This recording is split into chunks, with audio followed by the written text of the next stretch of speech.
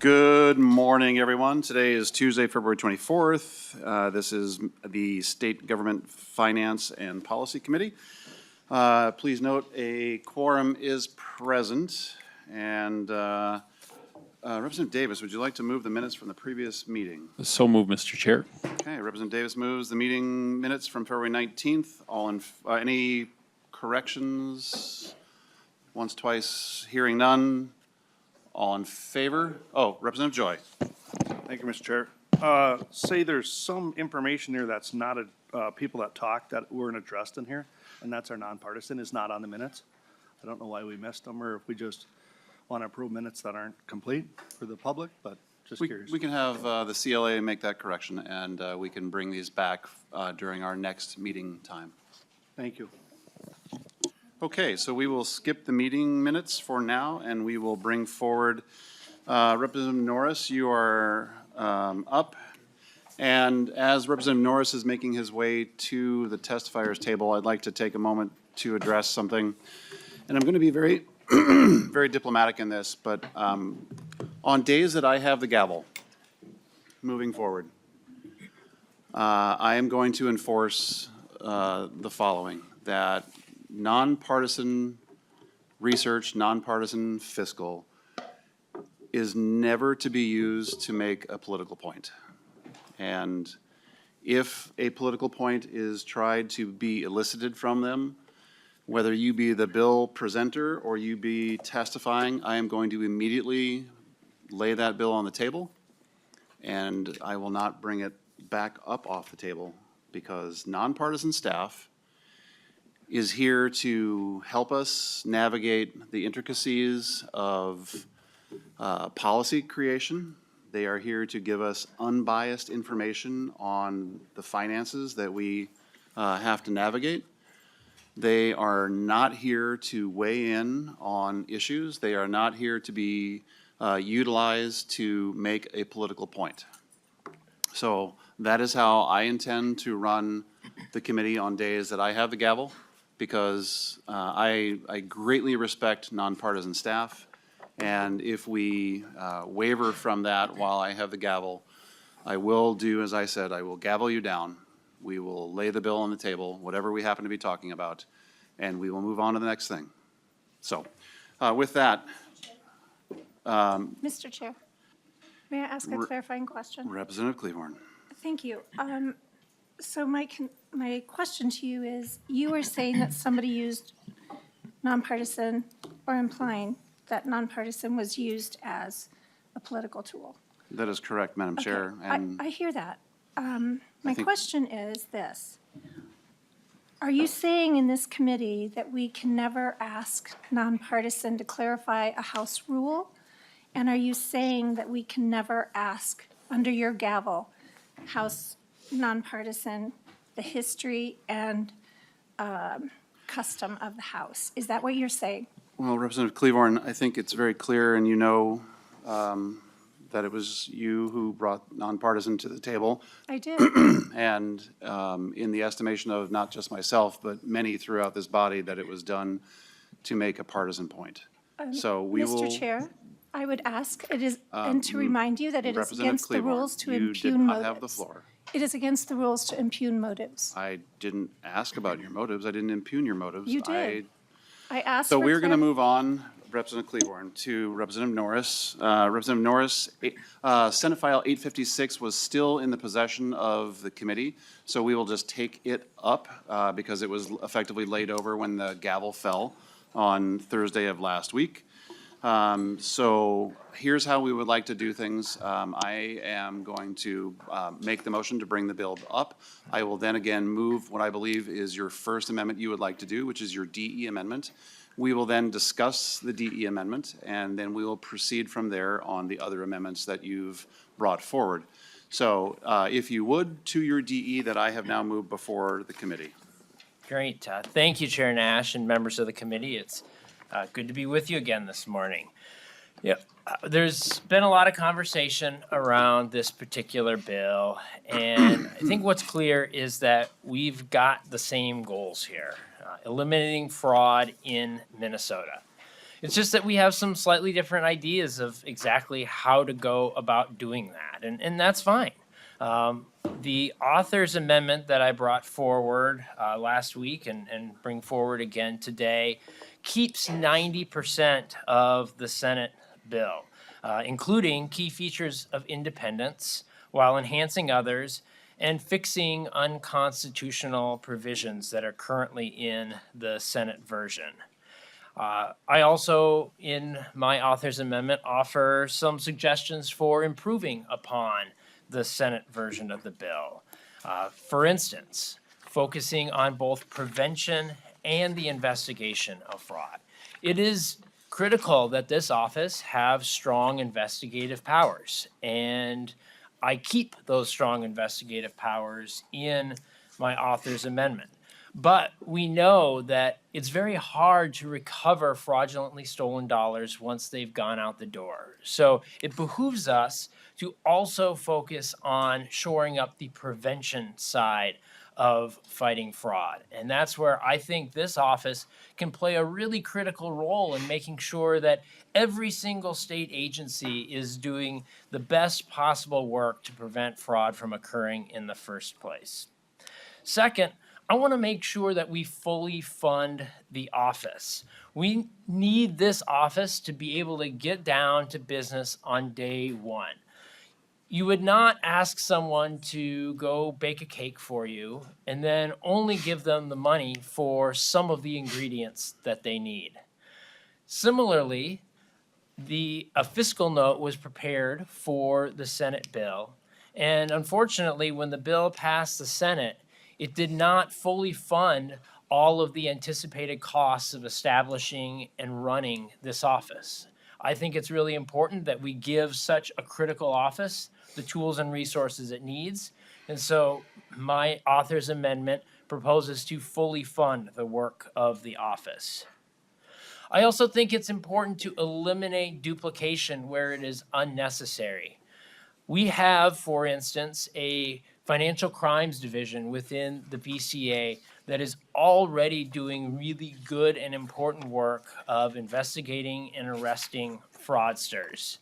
It is very expensive, on the other hand, to set up a new small law enforcement agency within the Office of the Inspector General. So my author's amendment still retains the investigative powers that this office needs. For instance, it has the ability to issue subpoenas. But if there's someone who needs to be arrested, they can work with the BCA to effectuate that arrest. And lastly, my author's amendment allows us to continue to rely on subject matter experts. It's important that people who are ensuring program integrity have a strong understanding of the programs that they are overseeing, the type of work that gets done, the type of funds that go out the door. And so my author's amendment proposes that we keep existing inspectors general, specifically the MDE one, because all the other ones are already left in their agencies under the Senate bill. And then the centralized OIG will oversee the work of those agencies and those inspectors general within the agencies to make sure they're adhering to best practices, doing their work in a competent and professional manner, but it still allows us to maintain that subject matter expertise that's really critical. You know, it's clear now that the author's amendment that I brought forward on Thursday was probably a bridge too far. So today, we're hoping if the author's amendment that I initially offered is not accepted by the committee again, to kind of chip away with some smaller amendments, some page and line amendments to start debating ideas and trying to start coming to some consensus on this bill. Bills get better over time, and I'm willing to work with everyone who's interested in achieving that goal. And with that, Chair Nash, I think we've got some testifiers. Is that right? Thank you, Representative Norris. We're going to first discuss the DE, as was my desire last week, but I wanted to preface the discussion that we have with a document that we put into your packets for those that are here in the committee. You know, Representative Norris, last week you had shared that the DE was something that you worked on in conjunction with the Senate author. And then we heard later in the day on the floor that it was worked on with the Senate author and the governor's office. The senator actually put out a press release that said that that was not accurate. And, you know, being accurate is something that this committee always strives to do. You know, certainly the DE has merits. There's some things in there that I think you would find that we like in conversations with us. But I found it remarkable that the Senate author distanced herself from the DE. So I wanted to make sure that members saw that. But then also in the document, I believe starting on page 3, is a document that we got from a data request with the governor's office and the OIG Coordinating Council. And if you go down to, I believe it's page 5 of that particular document, page 6, sorry. The statewide OIG, it says in that area that the governor's office wishes to find a different approach than Senator Gustafson's bill. Now, here's what I'll say about Senator Gustafson's bill. It is not just a Senate DFL bill. It is a bipartisan, bicameral bill that was worked on by yourself, Representative Anderson, Representative Cleaborn was there, Senator Gustafson, Senator Cruen, and a cast of thousands, if you will, going back to movie days. And the recognition that I have of that effort is one that shows that a wholesale change like your DE, and you said last week it's a big departure from the current bill, that raises questions. And it raised questions for a lot of us, like where did this come from? And after we found out that it was not something that was done in conjunction with Senator Gustafson, and then we find the document from the governor's OIG Coordinating Council, it can only surmise from my perspective that it was something that the governor had wanted, because perhaps the governor didn't want the OIG bill that was transmitted from the Senate. Regardless, I think that it's important to make sure that we're going on record to set things straight. Once again, I would love nothing more than the OIG bill to become law, but there are bills and then there are bigger bills that are sort of an enterprise-wide approach, and I think that's what this approach is, where you need, as often as we make jokes about them, we do need the Senate to help us, and we need to help them. And the work was done in such a manner that I think there were only 7 dissenting votes in the Senate, and that's remarkable. So I think that it is important that we make sure that information that we're talking about or that we put out into the public is accurate. And with that, we'll open it up to questions on your DE amendment. I believe Representative Davis was on the list. He's got questions first, and then we will go through. And again, we are going to discuss the DE, unlike last week, and then we will move on to a vote, and then we will get to the rest of your amendments as well. Representative Davis. Thank you, Mr. Chair. Thank you, Representative Norris. A question I have, I got a few, but you said Senate File 856 that it did not fully fund the office. Can you go into detail about that? What specifically are you talking about? Representative Norris. Chair Nash, Representative Davis, there was a fiscal note that was generated on the Senate version of the bill, and the fiscal note funded it at a certain amount. I don't have the exact number, or recommended. It said to establish and run the office in the way that is prescribed in the Senate bill, it's going to cost X dollars. I think it was something around $12 million a biennium. The Senate bill included specific appropriations that were far less than the $12 million the fiscal note said was going to be required in order to establish the office and run the office as prescribed in the Senate bill. Representative Davis. Thank you, Mr. Chair. But so what prescription, like that's what I'm trying to find out. What specifically wasn't funded? Representative Norris. So Chair Nash, Representative Davis, it's not like it included specific line items and said this specific thing wasn't funded, this specific thing wasn't funded. Instead, the way these things work is a fiscal note goes to each of the different agencies and says, look at this bill, look at what you are tasked with doing, and come up with an estimate for how much it's going to cost to do that work. And then it gets all packaged together. Then, typically, when we get a fiscal note, it's standard practice that either it's just sent out and assumed that the fiscal note is going to be fully funded, or they include a specific line item appropriating in the bill the amount of the fiscal note. Instead, what happened this time is it said, okay, we're only going to, for instance, it said it was going to cost X dollars for running the specific office of the Inspector General. The Senate bill only funded a portion of that amount of money for the specific office of the Inspector General, and did the same for many of the other state agencies that said they were going to incur costs in terms of either starting or implementing this office. Representative Davis. Okay, it sounds like you don't know, so I'm going to move on. So our governor, he's failed to exercise his executive powers of oversight and accountability, obviously. And just another quick question, are you aware of how much Medicaid fraud has taken place in this state since 2018?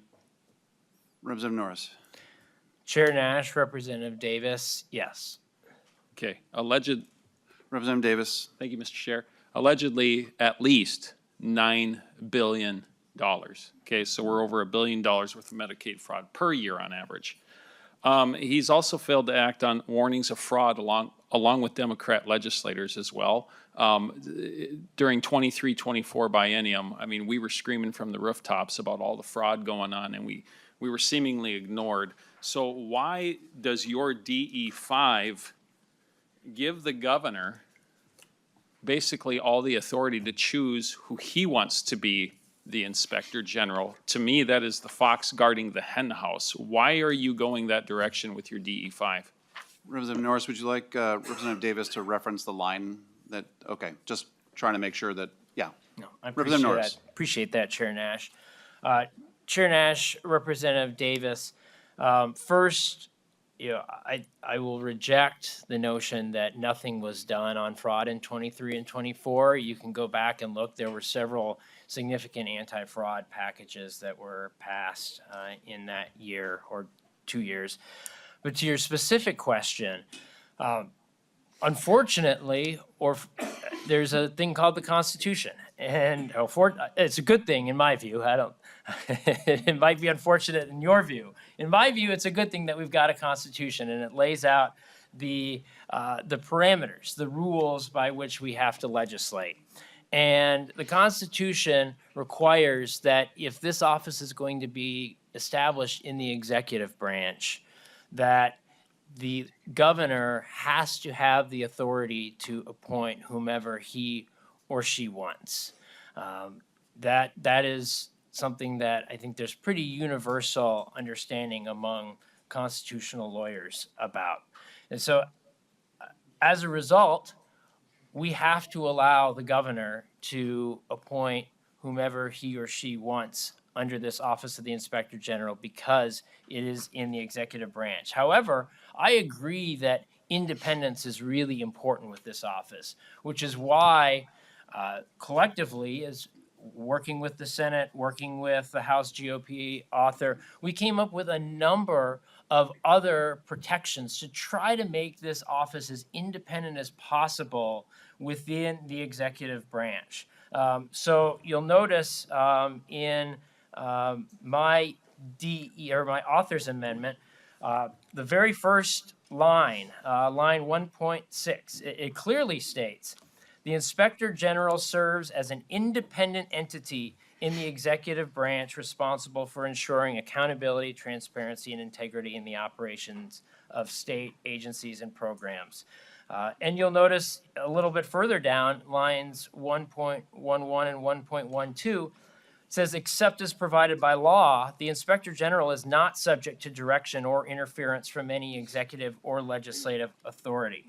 But we go further. We first established a bipartisan legislative Inspector General Advisory Commission. This is a commission of 2 Democrats from the House, 2 Democrats from the Senate, 2 Republicans from the House, 2 Republicans from the Senate. They will recommend candidates to the governor. It takes 5 of those 8 members to recommend candidates. So you need to have support from both Democrats and Republicans to get recommended. Then the Senate must confirm the governor's choice with a 3/5 vote. There is a 5-year term, so it doesn't coincide with the term of the governor. That was another piece that we thought was important. It requires a 3/5 confirmation of the Senate upon reappointment. There's a prohibition on all partisan activities for all OIG employees that's included in the bill. And then on the removal side, again, to protect this office from partisan influence, the Inspector General can only be removed for cause with a public hearing, and under the author's amendment that I'm bringing forward, it would require 3/5 of the Senate and 3/5 of the House to remove the Inspector General. So while complying with the Constitution, we try to do everything we can to insulate this office and provide as much independence as possible. Thank you, Representative Norris. Representative Davis, very short, Yep, because we have other people who would like to talk, and we have other amendments to dispose of, and a couple of bills that are waiting on deck. So to your brief question. Thank you, Mr. Chair. I appreciate you being such a champion for the Constitution as I am. Maybe you can join me in helping us protect our Second Amendment rights. But which ones specifically? Educate me, please, because you said that there were a number of, this was part of your testimony just now, anti-fraud packages brought forth in the 23-24 biennium. Can you please explain that to me? Which anti-fraud packages are you specifically talking about? Representative Norris, very briefly. Chair Nash, Representative Davis, I don't have the list at my disposal right now, but I'd be happy to pass that on to you afterward. Representative Davis, thank you. Next on the list, Representative Kraft. Thank you, Mr. Chair. Representative Norris, I appreciate your thoroughness, the way you just answered Representative Davis's questions. I have a question for you. Did you ever claim that Senator Gustafson was involved in drafting the Delete Everything Amendment? Representative Norris. Chair Nash, Representative Kraft, I appreciate that question. So I certainly did have conversations with Senator Gustafson about this amendment. Meetings, lots of different conversations along the way. Did I sit down and get my pencil out with her and draft up the specific language with her? No, but there were lots of meetings and lots of conversations along the way. Representative Kraft. Thank you, Chair Nash.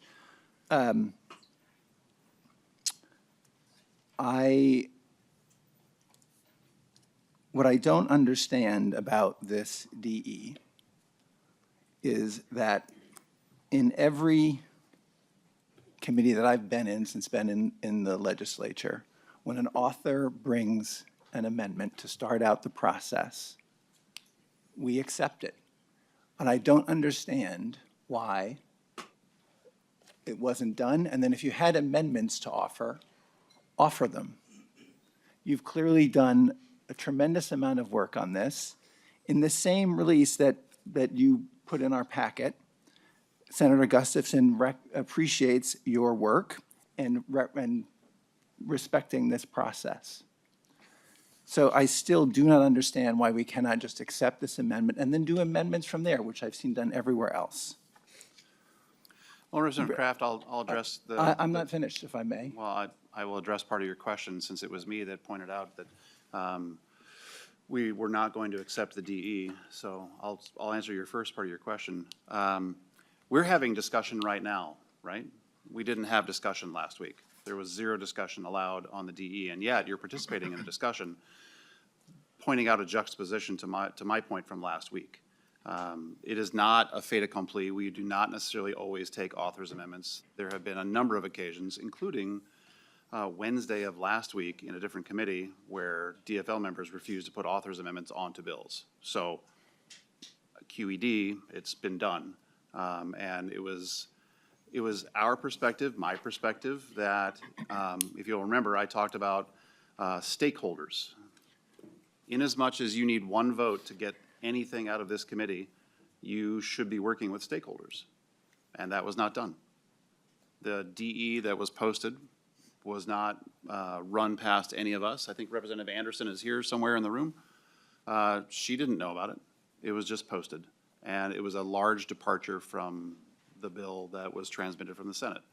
So if we're going to talk about process, knowing that we're in a tied house, knowing that you need a vote to get something out of committee, wouldn't it have made sense, and I'll say this rhetorically, wouldn't it have made sense to let the Republican chair of the committee know that you had a DE that was fairly large and encompassing?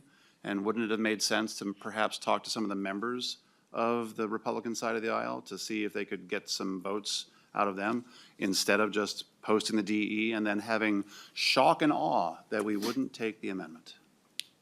Back to you, Representative Kraft. Thank you, Mr. Chair. I also, in your discussion here, I heard you impugn motives of Representative certainly Norris. did not. Oh, I most certainly did when you talked about how the governor got involved and suddenly we had a different approach or something along those lines. And Well, so, Representative Kraft, did you read the document where it says that the governor would like to pursue a different bill than the Gustafson bill? If you hadn't, I recommend it. It's great reading. Mr. Chair, I don't really care what the governor likes or wants to do. That is what we choose here in this body to do. That is our responsibility. And I know, and having many conversations with Representative Norris, that we're not doing the bidding of the governor in any of this work. So you have been impugning motives to me, to my party, to Representative Norris, and I really resent that. I have concerns, and I've spoken to Representative Norris about this extensively. I have concerns separate from whether the governor can, whatever he thinks about this bill.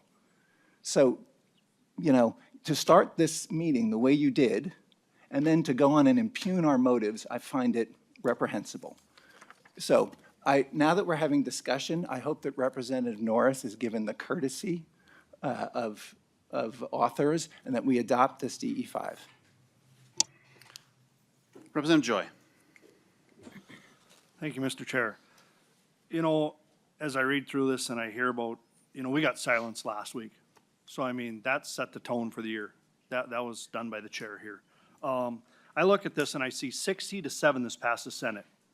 The people that voted against this were 7 Democrats. Republicans, bipartisan with this.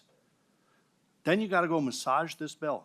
Did you talk to the 7 people that did not vote for this to figure out what was wrong, why they would not vote it? The 7 Democrats? I understand one of them is no longer here because they had a little criminal case, but when we go and do this and think we have to turn around, and Democrats and Kupek has went back in district, campaigning that he passed this, but the House didn't, take this bill up. Republicans were on board with this. Then we feel we got to play games because the governor's recommendation under his fraud that he's allowed in the state of Minnesota to change this. This is what we feel we got to bring forward. Not just a simple amendment. If it was changing the fiscal note of this, it's a huge packet, 25 pages. Front to back is what we feel we need to do. I think this is way overreaching. I don't think we should even let this out of the committee. Let's continue with the original bill that the 60-7, which was no Republican said no to this, all voted for this in the Senate. Let's move this forward if we're going to be serious, or we can continue sitting here in this committee and use this as a campaign speech. Thank you, Mr. Chair. Mr. Chair, I'd request a roll call on the DE, please. I was going to make that motion myself. Roll call having been requested, the clerk will take the roll.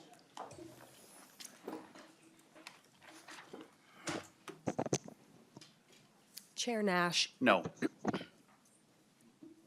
Representative Cleaborn, Aye. Representative Davis, No. Representative Bonner, Yes. Representative Anderson, Anderson, no. Representative Clardy, Aye. Representative Freiberg, Yes. Representative Jones, Aye. Representative Joy, No. Representative Kosnick, Representative Kraft, Aye. Representative Luger Nicolai. Aye. Representative Quam. No. Representative Sexton. No.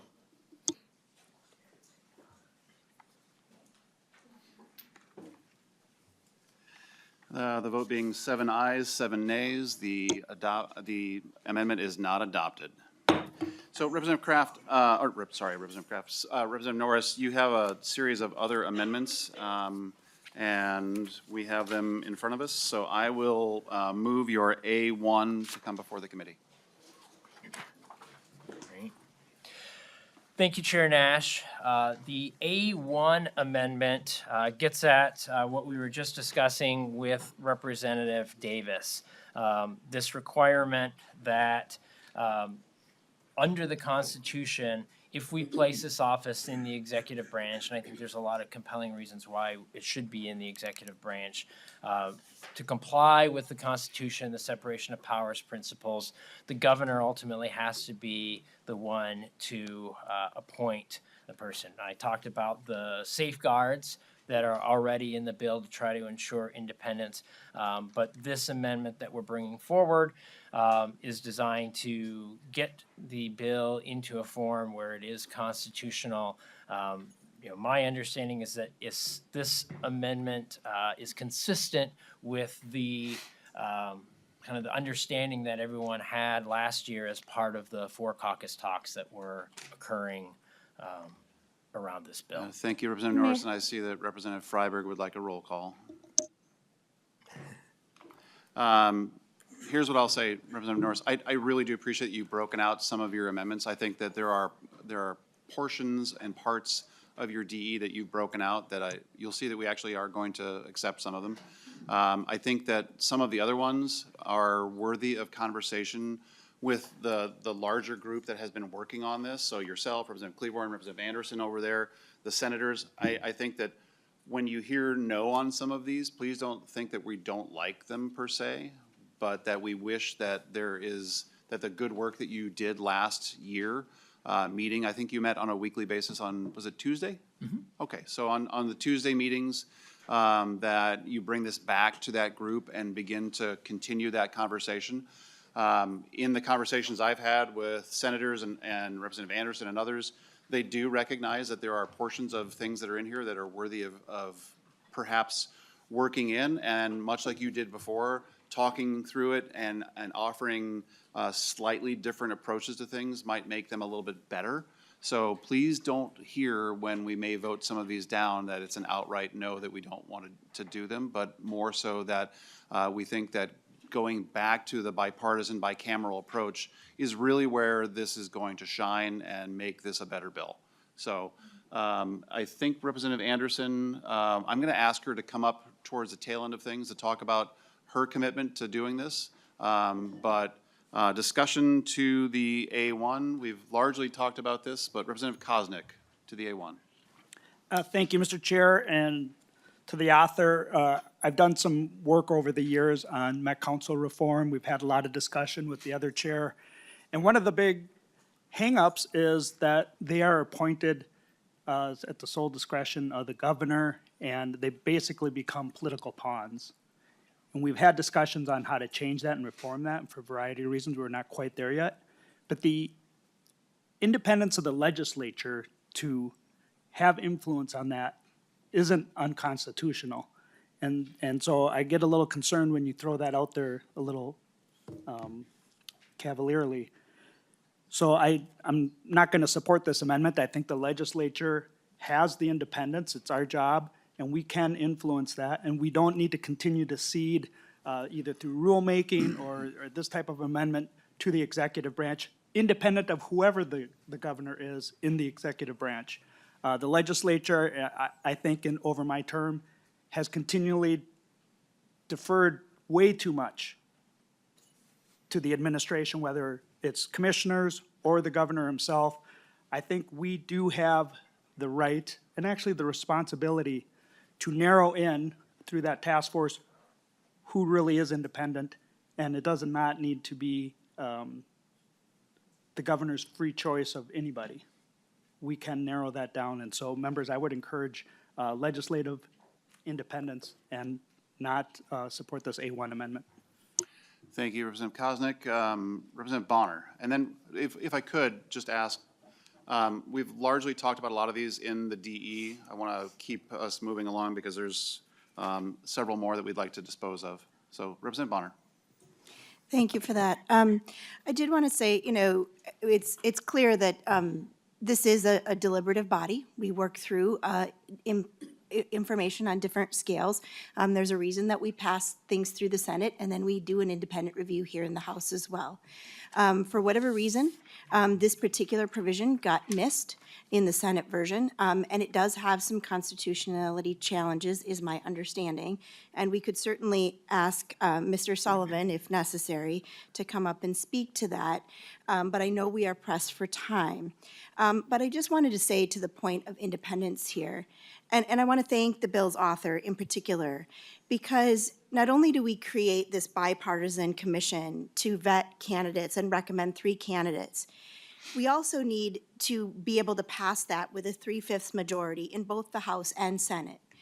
And while this bill keeps constitutionality and does allow for the governor to select a candidate as well, I think it's fairly obvious to any untrained eye that in order to get that 3/5 majority in the House and the Senate, it's highly likely that the governor is going to want to choose one of those 3 candidates recommended by that bicameral or bipartisan group of legislators. And so by that stretch, we are not abdicating any authority of the legislature. In fact, we are including those voices here, but then also including those voices of the legislature in a second fail stop in which we get that 3/5 majority. So we ensure that independence, but we also nudge the governor in the right direction. And I think that is extremely important. But moreover, I want to conclude with just suggesting here that making sure that bills are constitutional before they go to the floor and before they go out, and that we can actually implement them on day one, is very, very important. And certainly, we do not want this bill to be held up by constitutional challenges in the courts. So I think I would urge members to vote yes on the A1. Okay, seeing no other members seeking recognition, the clerk will take the roll on the A1. Chair Nash. Nope. Representative Cleaborn. Aye. Representative Davis. No. Representative Bonner. Aye. Representative Anderson. Representative Clardy. Aye. Representative Freiberg. Yes. Representative Jones. Aye. Representative Joy. Representative Koznick. Representative Kraft. Aye. Representative Lugar Nicolai. Aye. Representative Quam. No. Representative Sexton. No. There being 7 ayes and 7 nays, the amendment is not adopted. Representative Kraft, your A2 is now before the committee. Or, sorry, I will get this fixed. Representative Norris. Representative Kraft is just in my mind today. Representative Norris, your A2 is before the committee. Thank you, Chair Nash. The A2 amendment is again trying to just tighten up some language that has raised some heartburn about kind of how this office would operate within the framework of the Constitution, the different branches of government. In particular, there's in the Senate version of the bill. I'm pulling up the lines here. There is on 319 to 320, there's a sentence that says the Inspector General must not be subject to direction or interference from any executive or legislative authority. And I can tell you from the talks that we had and the conversation today, the point of that sentence is to make it clear that we want this office to be as independent as possible. However, there is concern from folks that the way that line is drafted could be interpreted as us saying that this new office that we would be creating is not even subject to following the laws that we pass as the legislature, which is not our intent. Obviously, any executive branch agency should be subject to the laws of the state of Minnesota that we pass as a legislative body. This was actually something, just to be honest, that came up. I've mentioned dozens of different people related to this bill. One of the people that I talked to was the legislative auditor, and the legislative auditor actually flagged this as a potential concern. And so, what we're proposing in this amendment is basically to just change this slightly to clarify that, except as provided by law, the Inspector General is not subject to direction or interference from any executive or legislative authority. So that except as provided by law clause is really critical because it indicates that while we want this entity to be as independent as possible, not subject to interference, it obviously is still subject to any laws that we pass as the legislature of the state of Minnesota. Thank you, Representative Norris. Roll call has already been requested. So I think this is one of those ones where we want you to continue working with a larger group. I think that there's merit here. I think that some of the feedback that we've heard is that other opinions on how to approach this have been offered or would like to be heard. So would very much encourage you to continue seeking out the opinion of the different members who you've been working with. But at this moment, I'm going to recommend a no vote, not because we don't like it, but we think that it's worthy of working with a larger group. So members, discussion to the A2 before we go to a vote? Seeing none, clerk will take the roll. Chair Nash. No. Representative Cleavorn. Aye. Representative Davis. No. Representative Bonner. Representative Anderson. Representative Clardy. Aye. Representative Freiberg. Yes. Representative Jones. Aye. Representative Joy. No. Representative Koznick. No. Representative Kraft. Aye. Representative Lugar Nicolai. Aye. Representative Quam. No. Representative Sexton. No. There being 7 ayes and 7 nays, the amendment is not adopted. Representative Norris, your A3 is now before the committee. To the A3.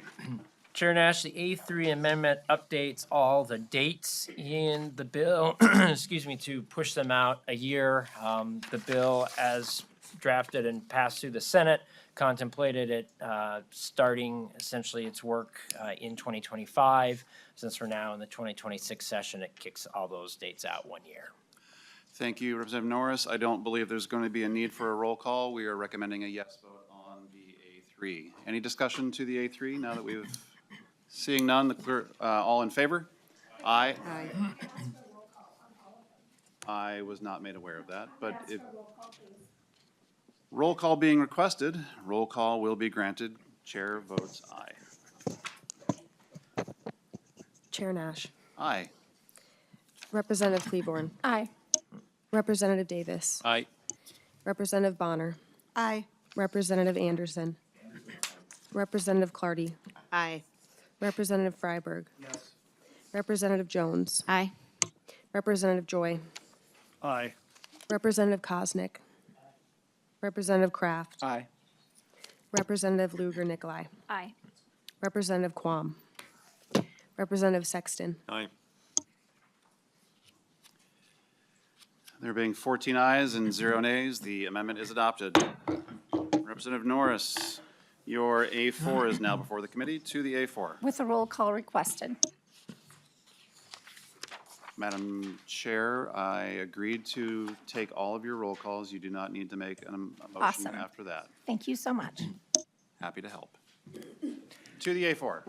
Thank you, Chair Nash. The A4 amendment is the first in a series of amendments looking at the powers and duties of the office, in particular, trying to enhance the ability of this office to help state agencies prevent fraud rather than just investigating it after the fact. We've talked a lot already about the benefits as I see it regarding that, so I don't need to go into that whole explanation. But this amendment in particular would allow the OIG to establish standards and best practices for preventing fraud that would occur or would be applied across the entire state agent or state enterprise, and also allow the OIG to review agencies' compliance with those best practices. Thank you, Representative Norris. I think this is another one where we feel that there's merit here, but I would love you to continue working with other stakeholders to perfect the amendment. I think that there's great merit here. And while I say that, we are going to recommend a no vote on this. And once again, encourage you to continue working. I think that there's no such thing as a perfect amendment, but a more perfect amendment that we could possibly achieve. So, Representative Quam has a question. Thank you, Mr. Chair. Not a question, but specifically, my concerns in this are there are many bills that are looking at putting in statute some processes, and those should take precedence. The legislative auditor also has recommendations, and those should be also followed. So language that's compatible with the Office of Legislative Auditor and, you know, stuff we pass. So I see that this wording needs improvement. Thank you, Mr. Chair. Thank you, Representative Quam. Anyone else? Seeing none, roll call having been requested, the clerk will take the roll. Chair Nash. No. Representative Cleavorn. Aye. Representative Davis. No. Representative Bonner. Aye. Representative Anderson. Anderson, no. Representative Clardy. Aye. Representative Freiberg. Yes. Representative Jones. Aye. Representative Joy. Representative Koznick. Representative Kraft. Aye. Representative Lugar Nicolai. Aye. Representative Quam. No. Representative Sexton. No. There being 7 ayes and 7 nays, the amendment is not adopted. Representative Norris, the A5 is now before the committee. To the A5. Thank you, Chair Nash. The A5 is another amendment that tries to add to the powers and duties of the office to try to focus on preventing fraud in addition to investigating it. In the state enterprise, we have two types of agencies. We have agencies that have their own inspectors general and agencies that don't. This amendment would say that, or says that the OIG should support the work of those agency inspectors general, and then for those agencies that do not have their own inspectors general, that they can go in and conduct an inspection to make sure that there is still program integrity within those agencies that do not have their own inspector general. And thank you, Representative Norris. Again, I think this is one of those ones that's really close, and we're encouraging you to continue working with the stakeholders. Having heard from some of them that they would like to talk to you about this and maybe tweak it a little bit, and we have time to get that done. So with that, I'm going to recommend a no vote. Any questions to the A5? Seeing none, the clerk will take the roll. Chair Nash. No. Representative Cleavorn. Aye. Representative Davis. No. Representative Bonner. Yes. Representative Anderson. Representative Clardy. Aye. Representative Freiberg. Yes. Representative Jones. Aye. Representative Joy. No. Representative Koznick. Representative Kraft. Aye. Representative Lugar Nicolai. Aye. Representative Quam. Representative Sexton. Nope. There being 7 ayes and 7 nays, the amendment is not adopted. Representative Norris, the A6 is now before the committee. To the A6. Thank you, Chair Nash. The A6 is another amendment meant to help this office prevent fraud from occurring. One of the, as we've done different reviews of what has led to the problems we're seeing here in Minnesota, it's become clear that one of the challenges is something that's common across a lot of large entities, corporations, organizations, where it's sometimes, the right hand doesn't necessarily know what the left hand is doing, and there's a need for more coordination and information sharing across the entire state enterprise. So this amendment would task the Office of the Inspector General with facilitating that important information sharing between agencies. They would be responsible for helping to coordinate investigations and then alerting other agencies of suspected fraud. So if we're seeing suspected fraud against one agency, we can make sure that the other agencies are on alert for it. Very good. Thank you, Representative Norris. I think this is one of the ones that you'll be pleased that we are recommending a yes vote on. I think this is a well-written amendment and encourages adoption. We have questions, Representative Bonner, to the amendment briefly. Thank you. I just wanted to say thank you. I think one of the most common things I hear from the public in general is this conversation about why aren't we able to share information across agencies and be able to use that to our advantage to stop some of that fraud at the outset and prevent it from happening. We know it's much more costly and much more difficult to recover those funds in the end. And I wanted to speak to this one specifically because it talks about facilitating information sharing between agencies. As many of you know, Representative Nash and I sit on the Governor's Technical Advisory Council. There is actually a special subcommittee as a part of that on data sharing. And we've been talking about the ability of our agencies to better communicate with one another for just this reason. In fact, that effort has been going on for many, many years, well beyond this conversation about fraud. And in fact, I would draw the attention of members to the recent Technical Advisory Council report, which was just published within the last week under Section 3 on page 9. There are a number of recommendations, particularly under 3.1 and 3.2 about data sharing that come as recommendations from that body. That is a public, private, and agency-led partnership of folks who have put forward information. I also want to mention here that this is also important because we know 65% of our Fortune 100 companies do this, as well as 80 federal agencies in 31 states.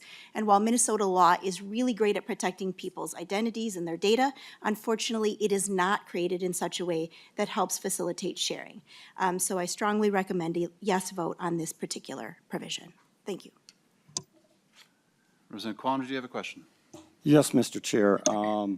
Frankly, for the last several years in the Legislative Audit Commission, we have been discussing and working with the commissioners on this very topic.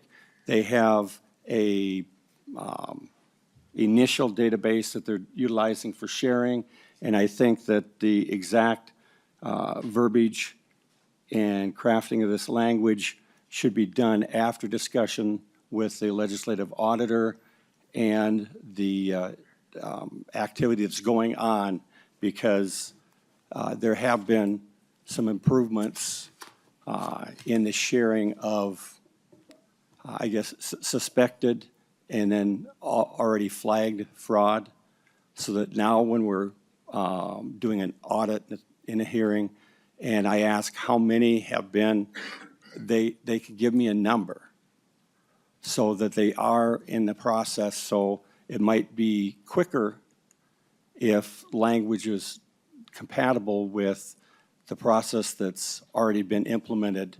But I guess if you people want to go with this instead of something more concrete that's been evolving, you can vote for it. I'm going to vote no. And Representative Norris, I'm sure I can commit you to working with Representative Quam and others to address this. It is the chair's intent to put this on. I think that there's obviously more committee stops to hit along the way, and you can maybe tighten that up after you maybe chat with Representative Quam offline. And you're shaking your head yes. Happy to do that, Chair Thank Nash. you, Representative Norris. Roll call having been requested on the A6, roll call will be granted. Clerk will take the roll. Chair Nash. Yes. Representative Cleaborn. Yes. Representative Davis. Aye. Representative Bonner. Aye. Representative Anderson. Representative Clardy. Aye. Representative Freiberg. Yes. Representative Jones. Aye. Representative Joy. Aye. Representative Kosnick. Aye. Representative Kraft. Aye. Representative Lugar Nicolai. Aye.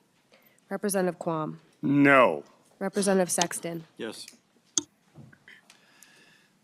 There being 13 ayes and 1 nay, the amendment is adopted. Next before the committee, Representative Norris, is your A7 amendment to the A7. Yes, all right, the A7 amendment, sorry, Chair Nash. There's a lot of amendments, I Got know. one ahead of you there.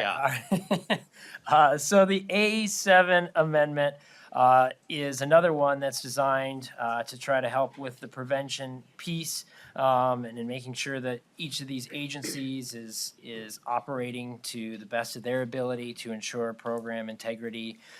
So it would allow the Office of the Inspector General to evaluate the performance of agencies in terms of adhering to best practices and procedures, recommend improvements if they're necessary, and then report to the legislature on those recommendations and implementation to make sure that it's actually being carried out.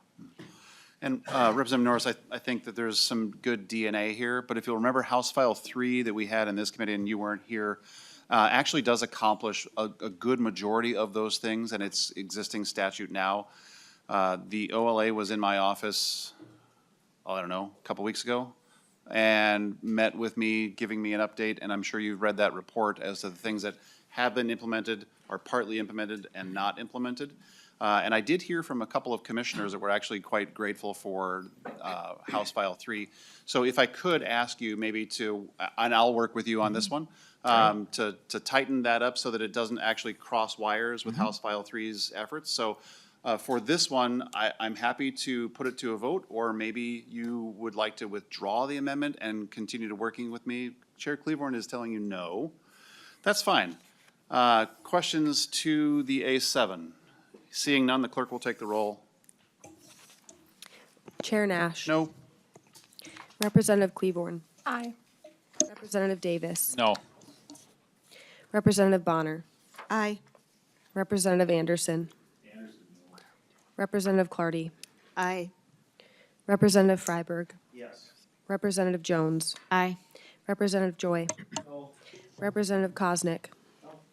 Representative Kraft. Aye. Representative Lugar Nicolai. Aye. Representative Quam. Representative Sexton. Nope. There being 7 ayes and 7 nays, the amendment is not adopted. Representative Norris, to your A8, which is now before the committee. Thank you, Chair Nash. This one, we're switching it up a little bit. We're going back to the independence theme of the office. And this is one that I'm hoping the House should like. Under the Senate version of the bill, if there is an effort to remove the Inspector General, only the Senate would get a say in that. Only the Senate would get to vote. This amendment gives the House a voice in this process. It would require approval of 3/5 of the Senate and 3/5 of the House in order to remove this person. This is similar to kind of an impeachment. In an impeachment proceeding, both the House and the Senate have a say, and so I think it's only appropriate that that both bodies have a say in removal of an Inspector General to again provide the greatest degree of independence for this entity. Thank you, Representative Norris. This is one where I would encourage you to continue working with the stakeholders. I think I had some questions and some pushback on it from people. So I'm going to recommend a no vote, but I think that there's a lot to work with here, that if you seek out the counsel of others, we might be able to get to something that looks a lot like this. So questions, Representative Quam? Thank you, Mr. Chair. I'm confused if this 10th engrossment language is actually accurate, because on 530 it says it includes both the Senate and the House, but the author of the amendment stated in his testifying that only the Senate would be involved. So What he said.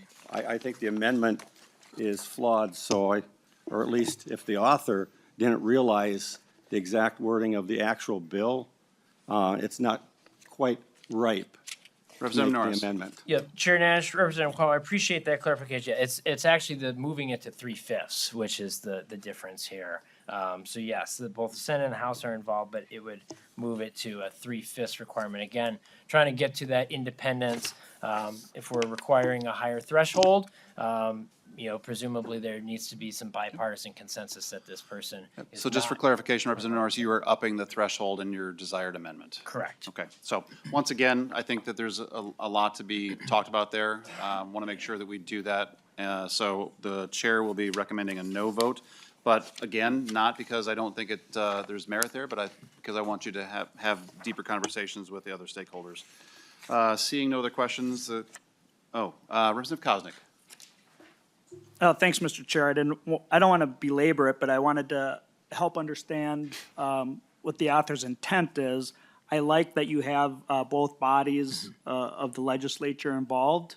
Can you just give me some guidance on your thought process of going to 3/5 and really the whole thought process of having the guardrails in here that this does? Representative Norris. Yeah. Thank you, Chair Nash and Representative Koznick. Again, we want to make sure that this office is as independent as possible while still staying within those constitutional guidelines. And so, as I've talked to lots of different people, both sides of the aisle, legislative branch, executive branch, people outside the Capitol, about how do we best make this work and ensure that independence while staying within the constitutional guidelines.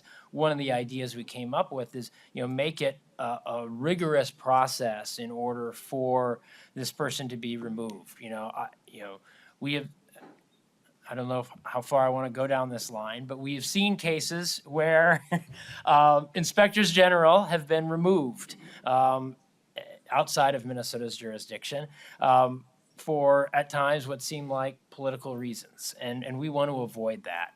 So one of the ways that we can avoid that is by putting as many safeguards in place for removal as possible. So requiring both the House and Senate to have a say is one, but then upping that threshold to an even higher level, rather than just requiring a simple majority, require 3/5. It's Minnesota is, typically our legislative bodies are pretty closely divided. If you can get 3/5 to agree on something, then there's probably, a clear case that this person who is in this role has not performed up to the expectations of the office.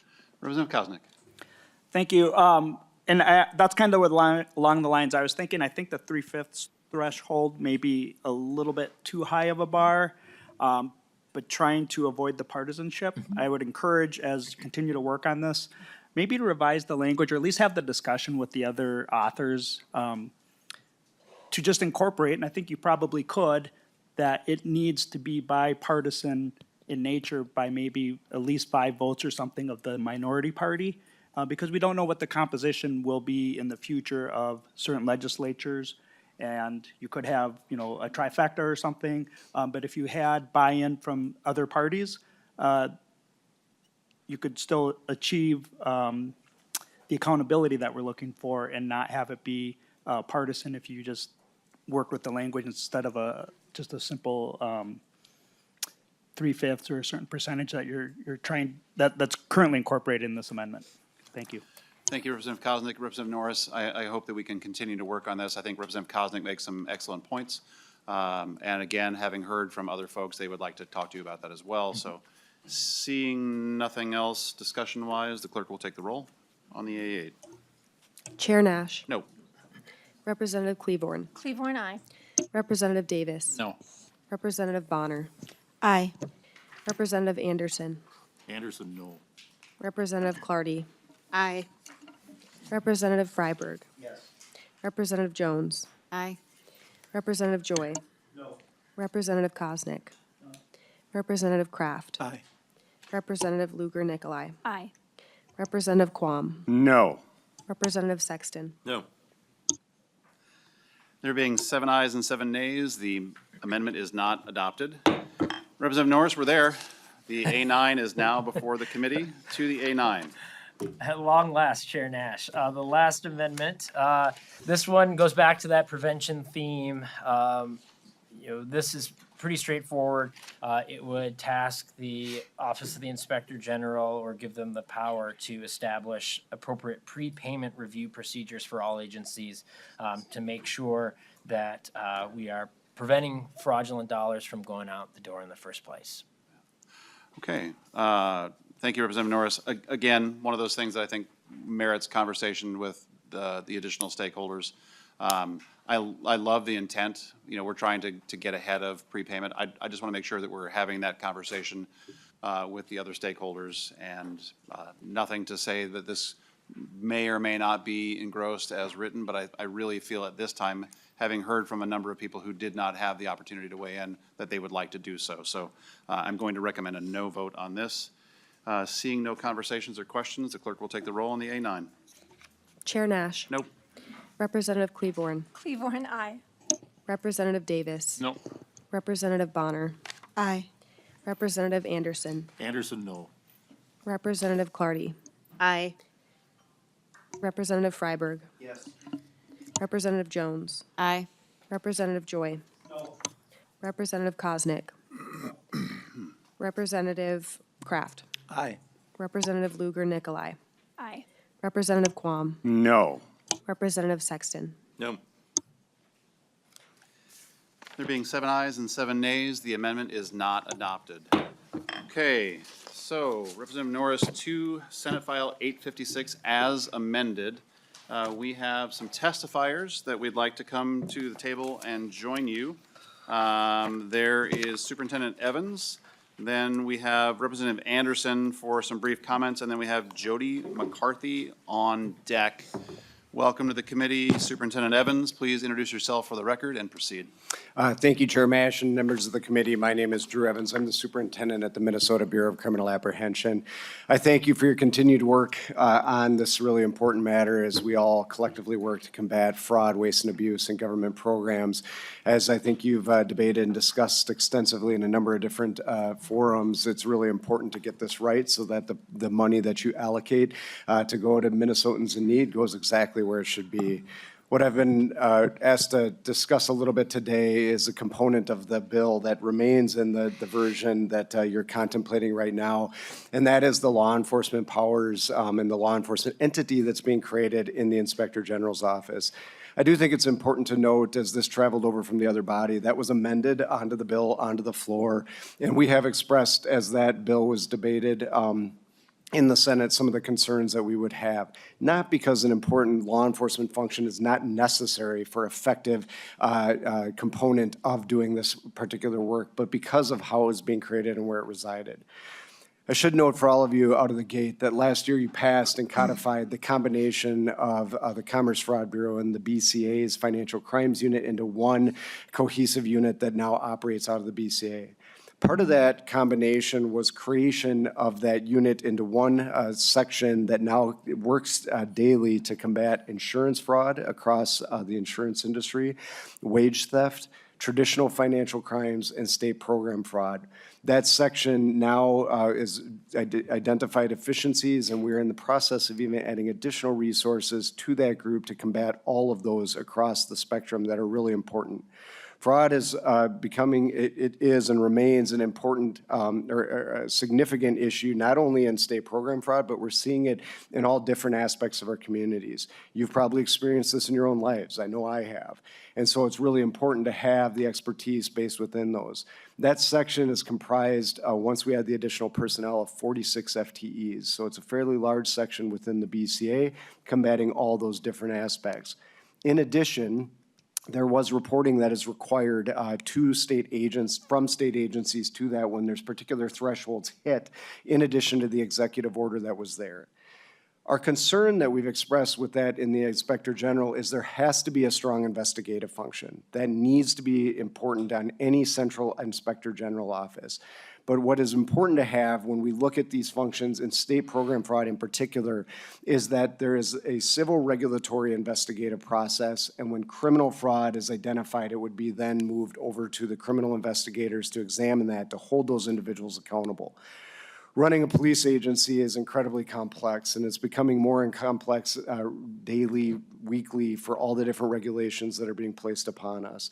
Everything from equipment, from managing body cams, to fleets, to all the training that goes in, from the required training that this legislature's placed upon law enforcement across the state, to everything that goes into managing complex case loads and complex investigations. In addition, it's really important, as you've seen, to have strong partnerships with our federal authorities, which the BCA already has and continues to have.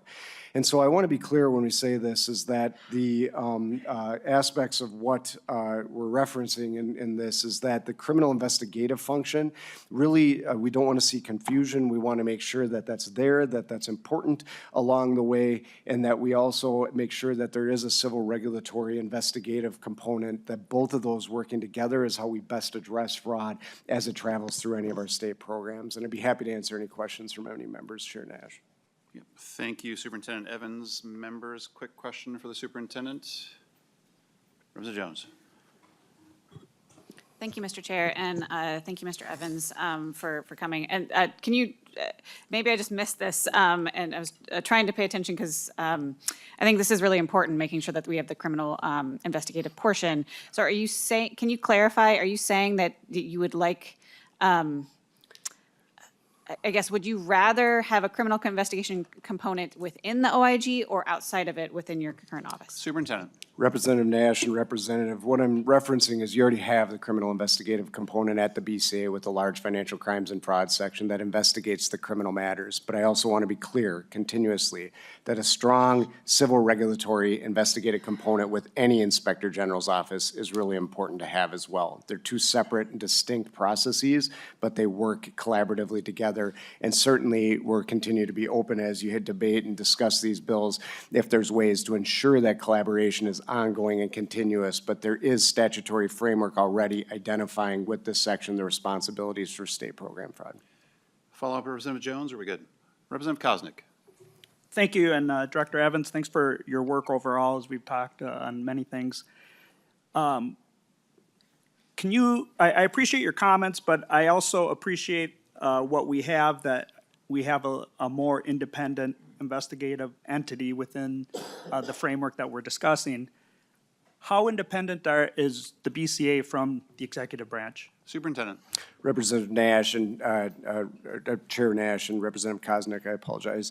The BCA, I'm certainly appointed by a commissioner in this process. Me particularly, I'm the only appointed position within the BCA. I also think it's important. I've never been directed on any investigation by any governor. I've worked for 2 different governors, 3 different commissioners on our work, and I consider our work to be critically important to be done in a nonpartisan, independent way, and that's what builds trust for Minnesotans across Minnesota. Representative Koznick. Thank you. And I appreciate those comments. I think the challenge is there is a lack of trust in the public right now, and there should be, and in the legislature, of how government functions. When we have $9 billion worth of fraud, this is in here a separate entity to investigate and enforce because there is that lack of trust. The governor's office has been operating for almost 7 years, in its 8th year. Previous to that, a similar administration, and this has been allowed to fester and not really have been addressed until more recently. And so, while I appreciate the director's comments about independence, and I'm not trying to impugn that, but I think the trust of the public demands that we really make sure we get this right. Superintendent, briefly. Chair Nash, Representative Koznick, I hear you and appreciate that, and I work daily to build trust. We've done that in a number of different programs. I think there are multiple ways to do that, and one of those is to build within this framework, if we continue to do the criminal investigations of this work, ways for oversight or access to our files so that they have that ability on an ongoing basis, so that they have that function built in based on how this Inspector General certainly open to how to do that to make sure there is that kind of watchdog component over our investigations, and certainly would be open to that in this process, and I think that would help build trust for everybody in this. Representative Koznick, good. Superintendent, thank you for being here. I have asked Representative Anderson to be here. She's going to come forward. As you know, she's been a collaborator on all these efforts, and I think that she had something brief to say along the lines of wanting to make sure that we get this done right, because I believe that we all feel strongly about the OIG bill. So Representative Anderson, welcome to the committee. Briefly. Thank you. I'll be very brief. So thank you for having us. Thank you for bringing up this bill again. And I want to thank all the parties that have worked on this over the last, over a year now, over a year. We started back in January, Senator Gustafson and myself, and eventually brought in the House Democrats when they came to work. So, and we have created a wonderful bill. As you know, House File 1 was originally running as a companion, not technically, because this is a companion legally, but was running through all the committees. And we were changing our bill, as Senator Gustafson was also changing her bill every time we agreed to things. It was a great process, and we came up with a great bill, Senate File 856, or 486. There are these minor tweaks that need to be made as we review the entire bill, minor tweaks. Some of these amendments can work, potentially. There are also a few amendments that need to be looked at in judiciary, some data practices stuff, the stuff with the D1, that should be looked at in judiciary. I know we have some things with the legislative auditor. I think the Senate has a minor thing. So these are little tweaks that we can put on as we go through committees, if we're allowed to go through committees. So we have to keep this as a process the way it's been. We have to do this collaboratively. We can't just go off on our own. Because that's the only way this is going to pass. And we need to get this done. You all saw O'Malley's press conference yesterday. He talked, it's a great roadmap for fraud if you want to read a 80-page document. It's fantastic. And in there, he also talked about the Inspector General's office and how this needs to be independent. So we need to get this done, come together, and we are going to start meeting as a working group. Again, hopefully no later than Monday of next week, and we can work out all these things, bipartisan, bicameral. So thank you, and please vote yes. So thank you. Thank you, Representative Anderson. Thank you for your commitment to this issue. Thanks for working with all the stakeholders. I believe Chair Cleaborn has something brief she'd like to say, but as we move forward, please do, everybody, if you have an input, make sure that you let some of the folks who've been working on this. So. Representative Jones, we'll let you go first, and then we'll wrap with Representative Cleaborn, and then we'll go to our next testifier after that. Representative Cleaborn, or Representative Jones, sorry. More caffeine necessary. Let's go to the testifier first, and just before, when we wrap up, I'd like to. Very well. Is yours concluding as well, Chair Cleaborn? Well, I would just like to thank Representative Anderson. I know that you put in a ton of work, and I just want to acknowledge that work. And I want to acknowledge your commitment to making sure that the bill is right. So I just want to say that publicly. Thank you. Thank you, Chair Cleaborn. Next testifier, we have Jody McCarthy. Please introduce yourself for the record and who you're with, and then proceed with your testimony. Okay, thank you, Chair Nash and committee, for allowing me to speak. I'm a citizen. I'm here as a citizen. So I'm representing any citizen who wants to be represented. I am for having an office of the Inspector General because we need something. But I really think we need to examine an office that we already have. We have the MMB, we have the Minnesota Management Budget Commissioner, and she testified before the Fraud Committee, telling us that she didn't really think she had the power to do much of anything. And she couldn't take care of making sure there was accountability in this fraud. And I listened to her testimony, and I believe she said what she believed in earnest. But if you look at the legislation that was written, creating that position, it is the most powerful position the state has under governor. That position was designed to help people when they falter. It was designed to understand both the budget and the human resources needed for every project that we have, every agency that we have. And it's given the ability to hire who they need to hire to shore up any shortfalls that we have. So if you need to bring in somebody that's an expert in the field, you can for a time. And all of that was written in this legislation that created that position. I believe if we look at that position and shore it up to be what the people who wrote that legislation, I bow to. I don't think there's better legislation written in the state of Minnesota than that position. I think if we shore that up and we use it the way it's meant to be used, we would need less work done by the Inspector General. Now, I believe we need an Inspector General, so I don't want to poo-poo that. But that's a corrective position. I want to, the Budget and Management and Budget Committee isn't as much a corrective position as it is a supportive position. It is us saying we've been mandated by the legislature to create an agency to do something that our people need, and this is the human resource element they need, this is the money they need, and I'm going to oversee it, and we're going to work together to make it happen. By the time you get into the Inspector General, we're talking punitive. We're talking about having to, and that should be a smaller piece. So I encourage us to, I contacted Erin Campbell after she spoke and let us know that she really felt that she wasn't empowered to do all the things that she's legislatively mandated to do. And I volunteered. I said, you know, I worked as the executive secretary for Mayor Cheryl Belton when she was in office. I've done many things. I said, I'll volunteer to work for you. You don't even have to pay me. But we do need to do something to make your office what it's meant to be.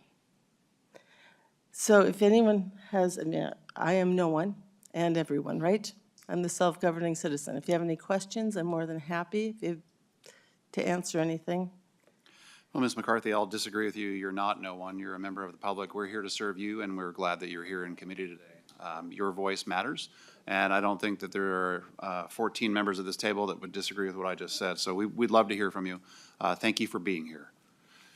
Members, we have a couple of things. We've got a couple members to 856 as amended. Representative Quam. Thank you, Mr. Chair, and to the recent testifier and any people in the public. If you look at the hearings on the audits, you'll see a lot of suggestions for how to correct and improve, and the MMB has been involved in that and has not implemented the vast majority of the improvements. And the auditor does a great job of finding problems, and the Inspector General office would actually be able to do enforcement. That's the thing lacking, is there hasn't been enforcement when things have been found. So thank you, just clarifying. Thank you, Representative Quam. Representative Jones. Thank you, Mr. Chair. Yeah, I just want to first start off by saying, thank you to the bill author, thank you to Representative Anderson, and for everyone who's been digging in on this. I think we all agree that no one wants public dollars to be used irresponsibly. Every dollar that is not used responsibly, is used fraudulently, is one that is not going to a senior who needs health care or to someone experiencing homelessness and getting that shelter. So this conversation has been really important. I know we're all a little on edge, a little tense, a little frustrated, but I think this is important. I'm really thankful to everyone who's committed to continue working on this in a bipartisan fashion and bicameral fashion. I do just want to mention a couple of, as you can continue that work, I want to mention a couple of concerns that I have that I hope you'll take into consideration as you continue working on this. One is just kind of some duplication, as Representative Quam has talked about. So the OLA has kind of been doing some of these they do a lot of investigation, which is really important. And I worry about the duplication with an OIG. And so how can we make sure that we're not doing that duplicative work? Because duplication means that we're paying twice for something, and we want to use our money responsibly, again, going back to the original comment. And then similarly with the BCA, I want to make sure that we're avoiding duplication there too. So we need accountability, we need effectiveness, we need cost effectiveness as well. And the last piece is that I cannot support a bill that isn't constitutional. And so although I really would like to move this forward today, it's not something I can support because I have that concern of this does need to line up with what we know from constitutional scholars to, meet our constitutional needs. Chair Cleburne, closing comments before we go to a vote? Thank you very much. And Chair Nash, thank you for bringing the bill back forward. I think it has been a good and robust conversation. So I'm really thankful that you did that. So I want to tip my hat to you there. Also, one more time, I would like to thank Representative Anderson for her work. She said this started in January, but I want to make sure that we are all on the same page. It was January 2025. So we have been at this for quite some time. Representative Norris, I want to take the opportunity to thank you. One, I know that you and the senator have a very close relationship. I know that you and the senator have had many conversations, and not all of them were kumbaya moments, right? So I want to thank you for that hard and difficult work. But I also want to talk about your focus on prevention. I think when we all know, everyone knows, when you have good policies, good procedures, the right people in place, we don't have fraud, or we minimize risk in fraud. And so that prevention, the training, all of those pieces are so important. The other thing I want to thank you for is being someone who will stand up and say, we deserve a House position. This is our work, we do our work, and you're willing to do that work. And I appreciate the fact that the senators in the other body voted for this bill as they best saw fit. But I went back and I looked at the dates of when each of those senators would have looked at the bill. And I also went back and looked at the engrossments. And I saw how even when this bill passed judiciary, it was only on its 6th engrossment. And we are now working off the 10th, talking about modifying it to an 11th. And then by the chair and testimony today, we still have 7 places where there is massive work yet to be done to get to consensus. And so for me, this is an indication that the work needs to continue. And I agree with Representative Anderson. I read the report from Mr. O'Malley. It's an awesome framework. And now that we have that information to build this office upon, I think we should incorporate that information. And to Representative, or Co-Chair Nash, my partner in this work, you know, we have had conversations about the importance of using technology to do this work. Technology is not even mentioned in your DE or in the Senate's work. I think it's something that we need to think about. And when we're talking about fully funding, it's not robbing employees from other divisions. It's making sure that the employees stay within the division to do the work, to do the tasks that they are charged with in that division, as well as having a fully staffed and fully operational OIG that is, as we have both said a million times, is independent. We need that independence. So members on our side, it is very clear from the conversation that we had today that this bill is not quite ready. We've heard repeatedly that 4-party conversation will still continue. I ask that we, on our side, allow that work to continue. And when this bill is ready, we can give it a yes vote. But for today, the conversation is clear that this bill is not ready, and it is not, the House work is not yet completed. And I want to make sure that if Representative Norris has closing comments, he has an opportunity to have those as well. Thank you, Chair Nash. Madam Chair, I'll get Representative Norris here in just a second. Representative Koznick had a comment. We have a roll call too? Thank you, Yes. just making sure, thanks. Representative Koznick. Thank you, Mr. Chair and Madam Chair. And we had really a good discussion that was lacking earlier last week. So thank you, Mr. Chair, for allowing us to vet the bill, the author's proposed amendments, and I think we did good work today. But the mental gymnastics to justify not passing this bill to the next committee on this important policy that all Minnesota should be paying attention to and is demanding us to take action, is just mind-boggling. The mental gymnastics to say we need to keep the bill here and not continue to work on it throughout other areas and committees in the legislature is incredible. In fact, it's fraud about fraud that the Democrats are talking out of both sides of their mouth. I have members in my district, as I'm sure you all do across the whole state, that expect us, this is priority number one for us as a legislature. Republicans are saying, yes, we're gonna address fraud because our taxpayers and citizens demand it. We are in a point in our state where the trust in legislature is really low. And when you do this mental gymnastics about not passing the bill forward and you're tough on fraud, but then you vote no, is amazing. Members and people in the public that are watching in my district, this is a top priority. I'm voting yes. Representative Davis, briefly. Yeah, thank you, Mr. Chair. So Senate File 856 had bipartisan support.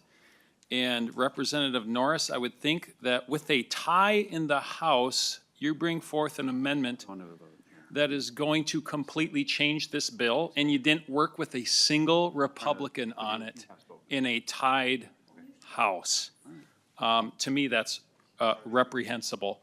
And now Democrats are about to kill the bill on Office of Inspector General. Representative Cleburne, your closing comment. Representative Cleburne, very briefly. Yeah, I just want to make sure that everybody is really clear. The OIG bill is alive and well. It is in committee. We don't recess until May. There is lots of opportunity to get this bill right. There is no Democrat willing to kill this bill, but we are interested in making sure that it's the right bill, that it's constitutional, and that there is prevention and good best practices within this office. So with that, members, I'm going to ask that this bill stay in committee while we do that good work, and it is alive and well. Thank you. Mr. Chair. One moment. I'm gonna, the co-chair has spoken. We're going to go to my comments, and I'll give you the last comment unless there's something absolutely vital that we have to talk about. But here's what I'll say.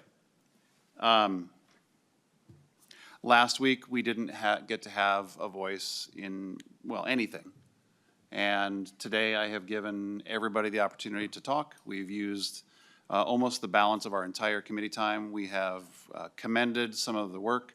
We have engrossed some of the amendments. Let's not make any mistake. I agree with Representative Koznick. I believe his words were mental gymnastics. One might actually say the word kabuki. I think that what we're seeing here is a need to move this bill on. This bill has broad bipartisan support. It has come over from the Senate with an exceptionally strong Senate position. We have engrossed amendments into it on a 14-0 vote. We have said that there are other amendments that have great merit. I don't know what else is required, because the argument is, well, we'd like to keep it here to continue working, and we have time, but there are other committees that have said that they would like to see these amendments and see this bill because it has jurisdiction over it. The referral that I think I may have made, but I didn't, I'll reiterate it. My referral is to send this to Judiciary, where it needs to be reviewed as well. There's plenty of time. I believe my co-chair has upon time said that we can walk and chew gum at the same time.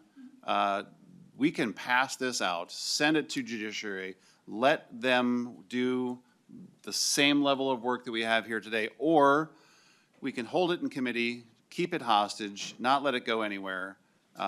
So those are your choices today, members, to move it along the process. Tell Minnesotans that you're serious about fraud. Tell Minnesotans that you believe that the Office of OIG is important and something that they, as honestly, the victims of fraud, should be able to see become reality this legislative session. Or you can choose to leave this bill here in committee, congratulate yourselves for whatever you'd like to congratulate yourself for, but I view this as something that is necessary to get to the next stop. Representative Norris, very briefly, to your bill as amended with a recommendation to pass this on to Judiciary. Thank you, Chair Nash, and to the members of the committee for a good conversation today. And we've talked a little bit here lately about the history of the bill. The history of the bill actually dates back to December 2024, when Senator Gustafson gave me a call and said, hey, you know, I'm thinking about this idea of an independent Office of the Inspector General.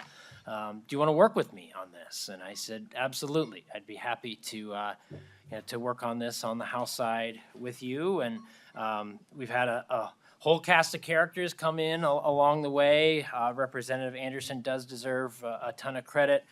We've worked with a lot of members on both the House and the Senate side, and I think we've made good progress, but we're not there yet. Importantly, we're not even to a point yet where everybody agrees that this bill is constitutional, and I do think it's reasonable for the State Government Committee to have consensus on that at the very least before advancing it. So, I'm committed to getting this bill across the finish line.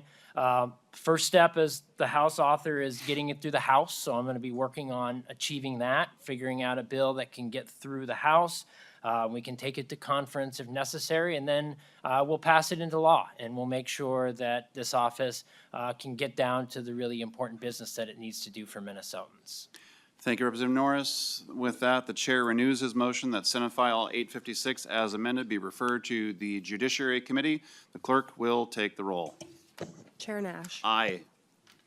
Representative Cleaborn. Cleaborn, no. Representative Davis. Aye. Representative Bonner. No. Representative Anderson. Anderson, aye. Representative Clardy. No. Representative Freiberg. No. Representative Jones. No. Representative Joy. Yes. Representative Kosnick. Cosmic, yes. Representative Kraft. No. Representative Lugar Nicolai. No. Representative Quam. Yes. Representative Sexton. Yes.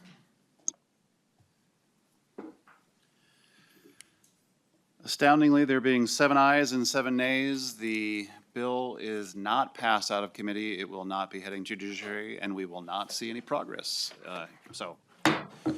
Next before the committee, we have House File 3168, Representative Hudson. As you're making your way, we are going to be laying this bill over for possible inclusion. I will move House File 3168 to come before the committee. And I will point out we have very limited time yet, so if you could be brief. Thank you, Mr. Chair, and this shouldn't take very long at all.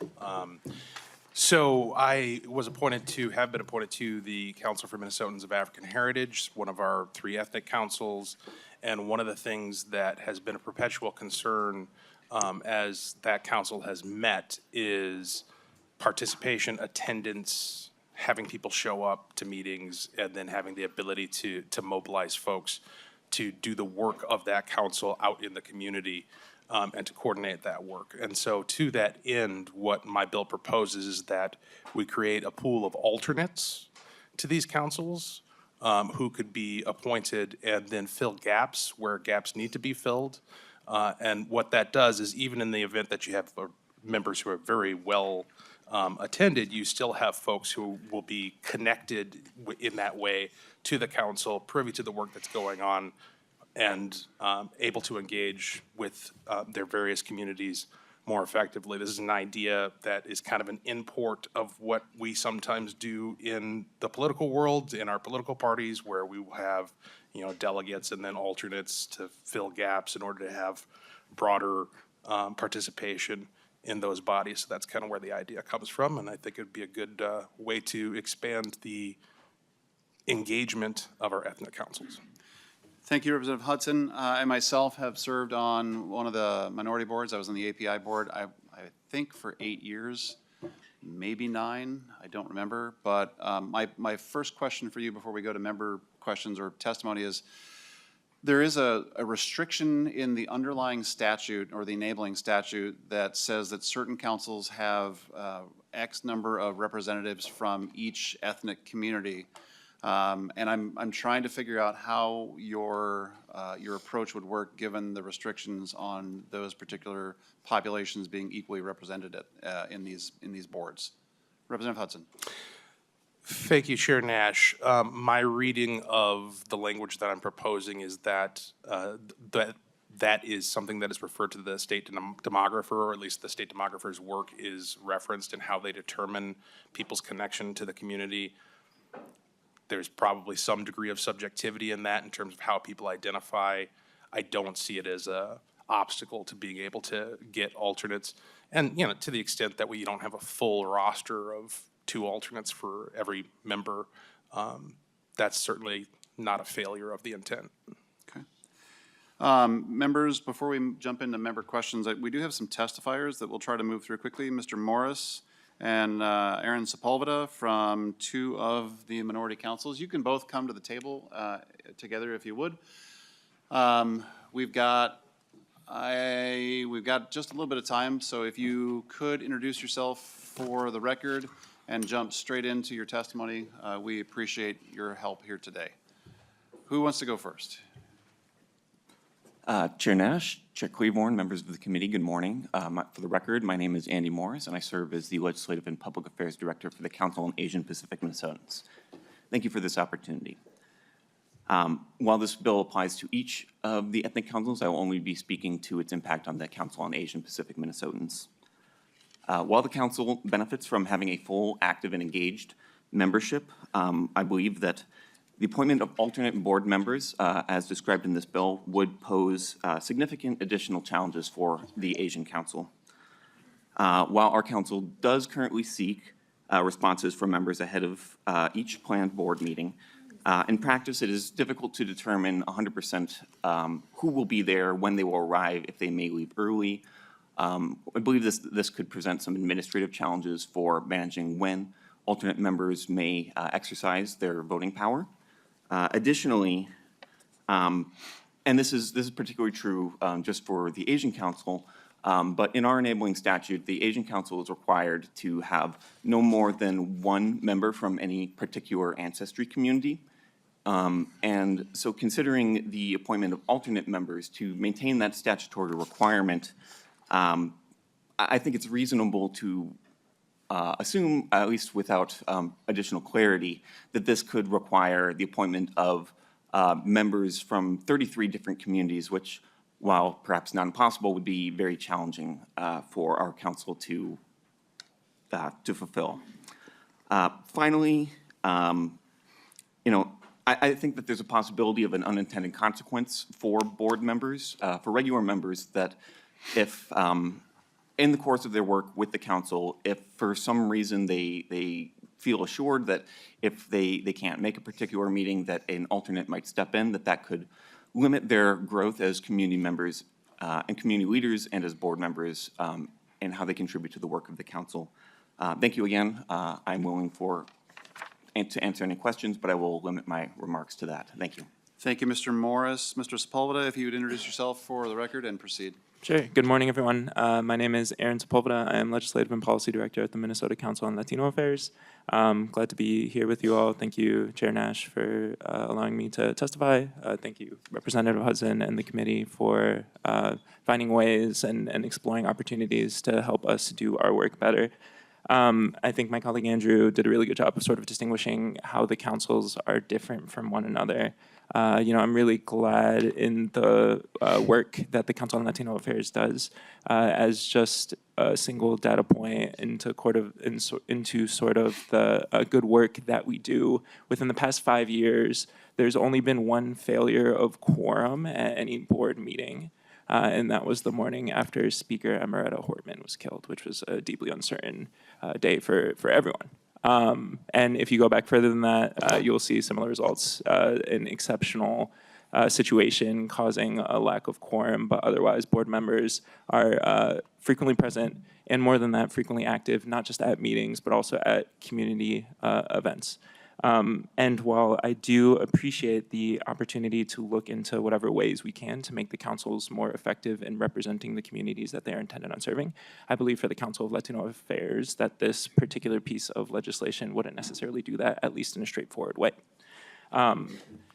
I do think that it would be entirely possible to fold in the recommended changes to statute that Representative Hudson has suggested, but I will say that that would substantially increase the administrative work that staff are required to do, at least at our council. As with any organization, multiplying the number of people present multiplies the amount of work that needs to be done. It would increase the amount of time spent on communications, on simply like reimbursing per diem expenses for our board members, the logistical considerations of running meetings or plannings.